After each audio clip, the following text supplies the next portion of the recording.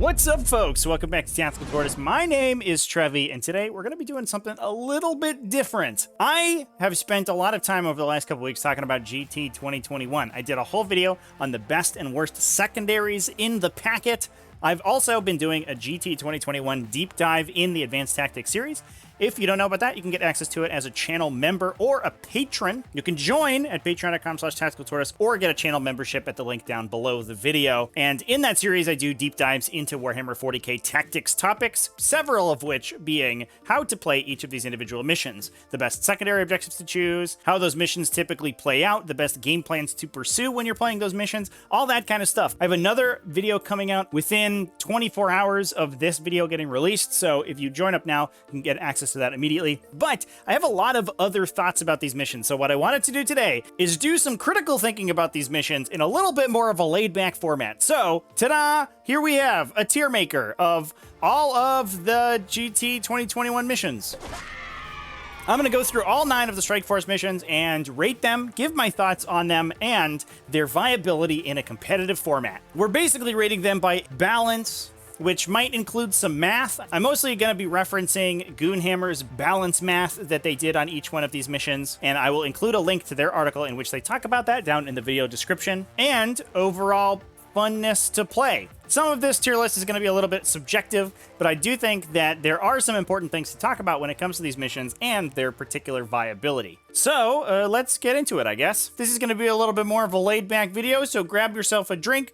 Don't forget to hit that subscribe button, also the like button, also comment about which your mission is your favorite, you know, do all that YouTube stuff. And let's talk about some GT 2021 missions. So first off in the list here, we've got Battle Lines. Battle Lines is an interesting one. It's the only mission with only 4 objectives, 1 in each player's deployment zone and 2 in the middle, and it's super interesting. That creates a very unique game state. It can be a little bit swingy or a little bit boring sometimes if the 2 players have each like sort of grabbed either their home objective and are just contesting the middle, or have sort of hunkered down on 2 objectives kind of in a diagonal, and then they just fight over that. It can kind of lead to a stalemate, but the fact that most of the objectives are in the center of the table and you actually have to move up and fight with your opponent means that it also creates some really dynamic and really super interesting games. We actually played Battle Lines for the T5S2 Season 3 Invitational Finals, and it was a frickin' sick game. Go check that out. I'll put a link there. That's over on the Tactical Tortoise TV channel, which is where all the replays from my Twitch stream go. But I tend to like Battle Lines. Almost all of my favorite games that I've watched or played at 40k that have come down to really close games happen on Battle Line. It's just a mission structure that creates really tight, close, interesting games. So I'm going to put Battle Lines up in here in this pretty good category. Second to the top. It also helps that it has a pretty active secondary objective too. Vital Ground is a pretty good one. It gives you points for holding the center objectives, and since you probably are going to lock one of them down, you can often score 10 points on that secondary objective, which is kind of what you're looking for when you're getting a secondary, so it's actually a pretty good one. Moving on, we have number 2 here is Overrun. This one is a 6-objective mission with 3 objectives basically in each player's deployment zone.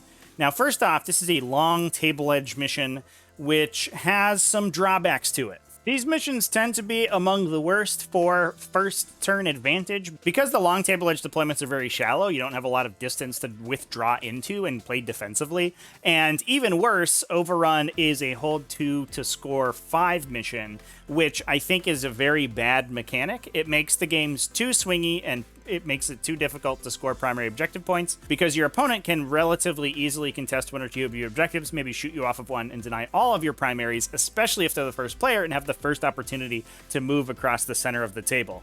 Overall, I think Overrun is one of the worst missions in the packet. There's just a lot going against it. That long table edge deployment is no good. It has a real crap secondary objective. It's a hold 2 to score 5 mission, and I hate those. I think generally speaking, the community is very dead set against those. Nobody enjoys playing that kind, and it's not particularly balanced. So we're going to put that in this probably don't bother category where I don't know, maybe don't play these. Next up, we have a really controversial one. This is Priority Target. Now, Priority Target is one of my favorite missions because I play Tyranids typically, which are a faction that does not have a faction-specific secondary yet, which means that Priority Target, having one of your secondaries already picked for you, is actually kind of a nice safety blanket. The objectives do move around, which does create interesting dynamics, and it actually means that the role to deploy first even if you're on a symmetrical table, is super important because it determines who gets to move the first objective. That mechanic is super cool, and I wish more missions used it.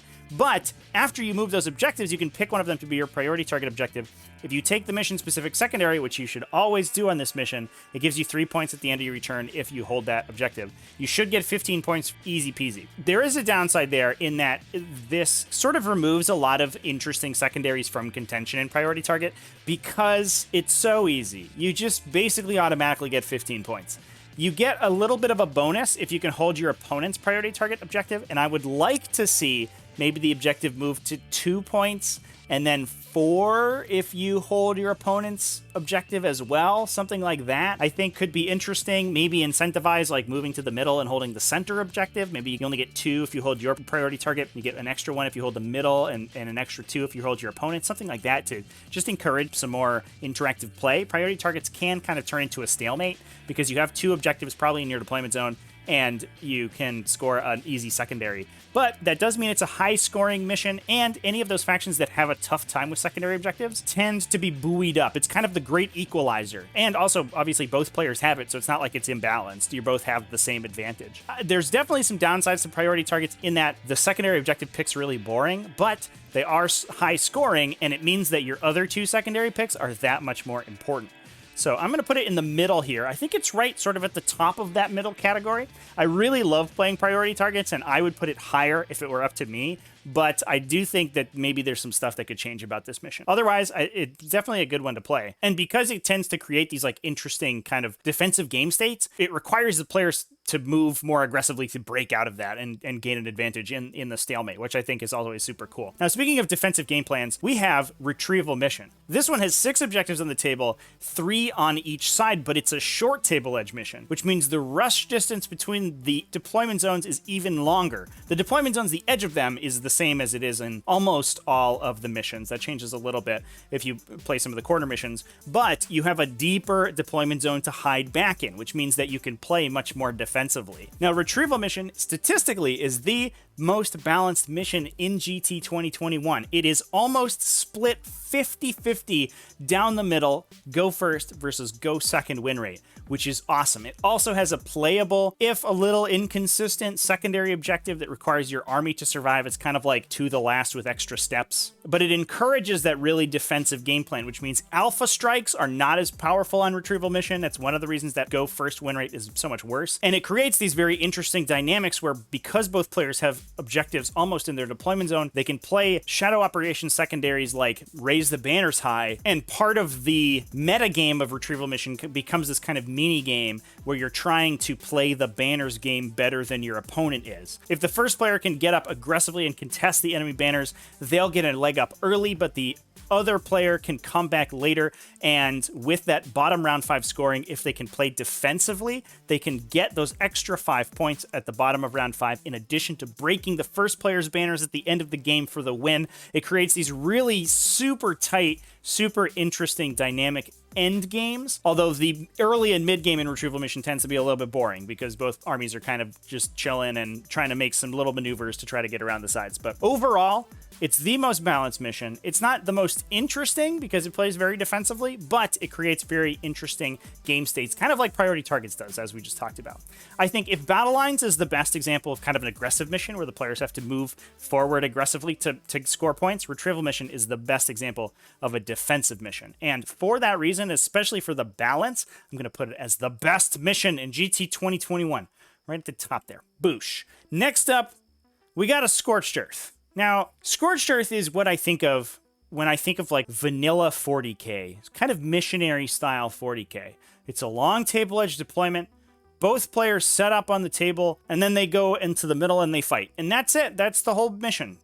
It's a long table edge deployment, but it's not particularly unbalanced. It does tend to create this interesting yin-yang kind of base trade situation because both players have 2 objectives in their deployment zone and 2 objectives separated in the center of the table, which means oftentimes you'll see players fortify one objective in their deployment zone and then push the other one really hard. So you see this kind of interesting swirl happen on the table, which tends to occur in Scorched Earth. And then the victor ends up being the player who can simultaneously defend their defensive objective while being aggressive on their other side. So it's a really holistic mission that rewards like good fundamental 40k play, which I think is pretty fun. So I would put Scorched Earth probably as like kind of the most average mission. It is downgraded a little bit because of that long table edge deployment, but it does have the upside of having kind of an interesting dynamic and not having an objective layout that really favors one player or another.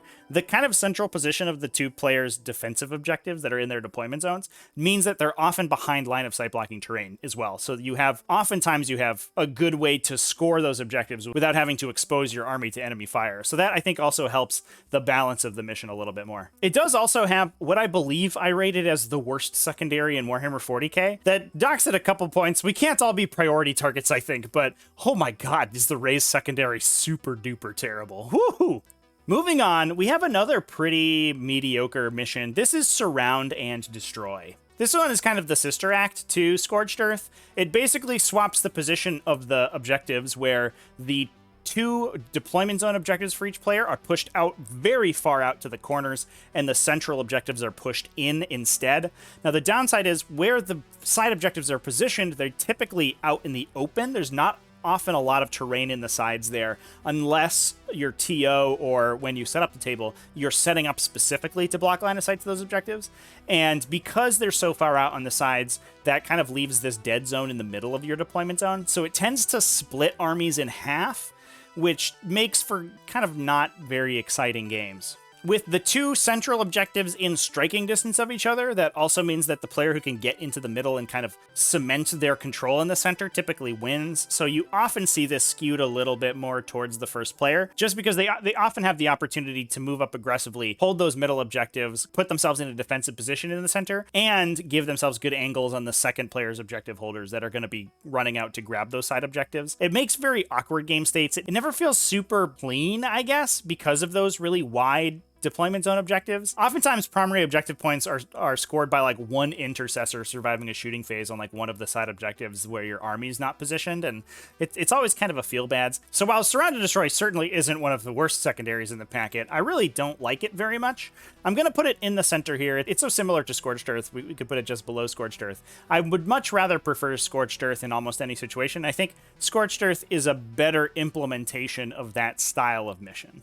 Moving on, we have a super weird one. We just talked about a bunch of long table edge deployments in a row. Let's talk about a very bizarre deployment style. This is Sweep and Clear with these crazy corner deployments. Each player gets one quadrant to deploy in, and they just have to deploy outside 9 inches of the center, which means that Sweep and Clear has the shortest rush distance between your deployment zones. You're only about 12 inches away on the two corners of those quadrants, which means that aggressive armies can often move up and push really hard into the middle. Now, Sweep and Clear does have locking objectives, which isn't a mechanic that I love, but it does create a very interesting dynamic where you can oftentimes leave your home deployment zone and play very aggressively. And because the deployment zones are so close, that often favors aggressive armies, especially since the mission secondary is super live. It's just, you just hold the middle of the table and you get 3 points. You get extra points if you hold the objective in your opponent's deployment zone as well. Less relevant, oftentimes the dynamic of Sweep and Clear comes down to two players taking that secondary objective, direct assault,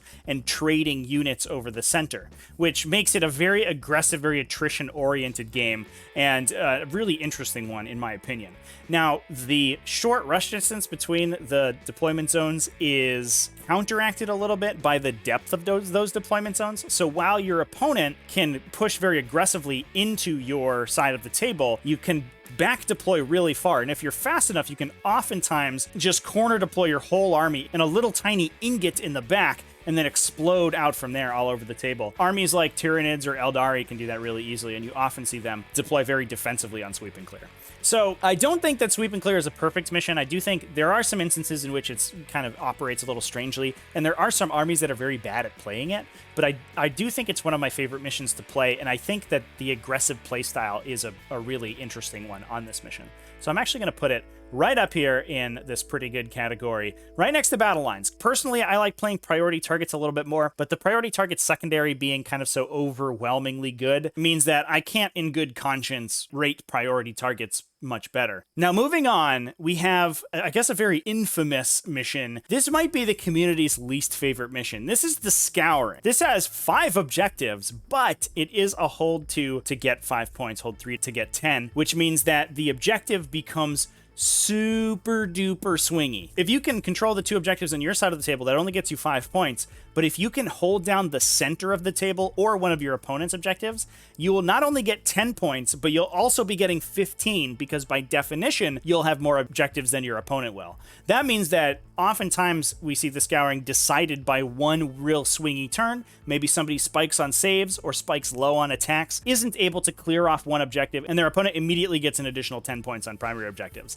That can be absolutely wild and be a really negative play experience for people who aren't prepared for it. Even in the games I've streamed, we've seen some incredible swings happen just because of some really good or really bad saves one way or another on the Scouring. And while it does force engagement and force players to play aggressively, it does so in kind of a toxic way where you're required to just throw your units in the meat grinder and just, roll the dice and hope they survive. It's not like Sweep and Clear where you're throwing them up the table for an immediate gain and sort of expending them to score points. In the Scouring, you're often just trying to swarm the center of the table to get as many points as possible. It also has these very strange deployment zones that are way smaller than normal short table edge deployment zones. That does mean that the distance between the 2 deployment zones is longer, which can help sometimes, but it also means that sometimes you literally see armies unable to deploy in them, especially if they have a lot of very large, kind of voluminous units. I'm thinking of like armies that are composed of like a lot of infantry plus super heavies oftentimes just get jammed up in the Scouring deployment zones. It also allows you to strategic reserve in on the flanks while being outside of your opponent's deployment zone, which is crazy and can make strategic reserving in the Scouring sometimes incredibly impactful. Now, all that said, I've had some really close games on the Scouring, and while I'm sure the community would want me to rate it the worst mission, I can't in good conscience say that. I think that oftentimes it comes down to the particular matchup you're playing, and often it tends to kind of exacerbate matchups that were already bad.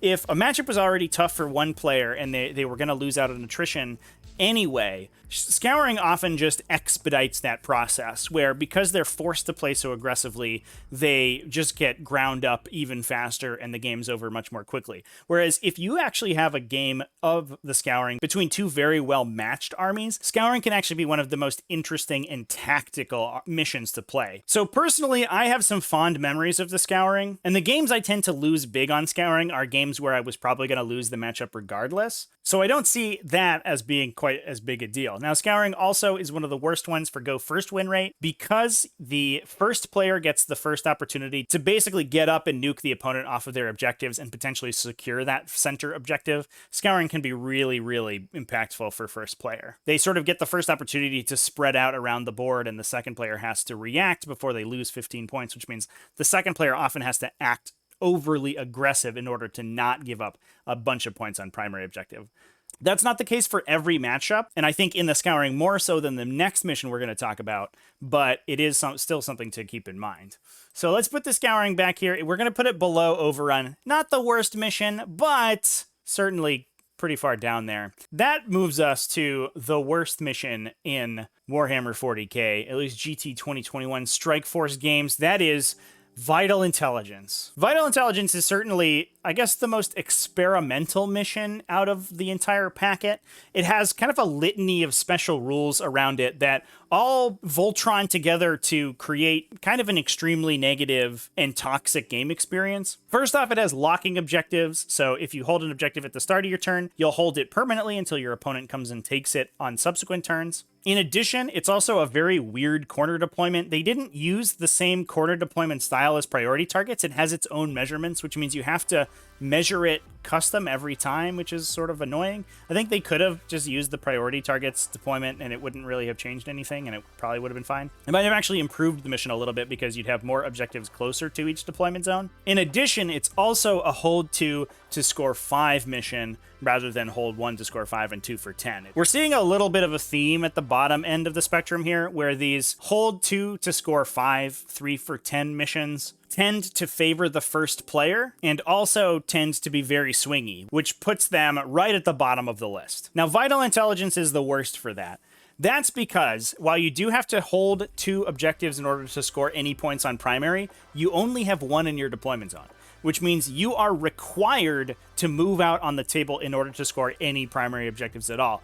This means that the player going first is just going to run onto a couple of objectives, flip the clock, and say go. The second player cannot play defensively to try to attrition down the first player like they would in many other missions, because unless they move aggressively out of their deployment zone, and all of the objectives in this mission are equidistant from both deployment zones, keep in mind. So you basically have to move directly towards the first player's army. Unless you do that, you immediately are down 15 points on primary objectives. So the second player has to move up aggressively, probably more aggressively than they would in any other situation, and that allows the first player this incredibly consistent beta strike, where the second player basically has to move into the charge ranges of their entire army in order to have a chance to score any primary points at all. While it doesn't happen in every matchup, and typically you'll see matchups where one player has kind of an overwhelming mobility advantage, or their army is just like significantly better than their opponent's army, those lists will be able to pull out a win going second, but almost every other time you see this mission played, it's a 40 to 50 point victory point margin going to the first player. Like you'll see 90 to 40, 100 to 50 wins, or even worse sometimes.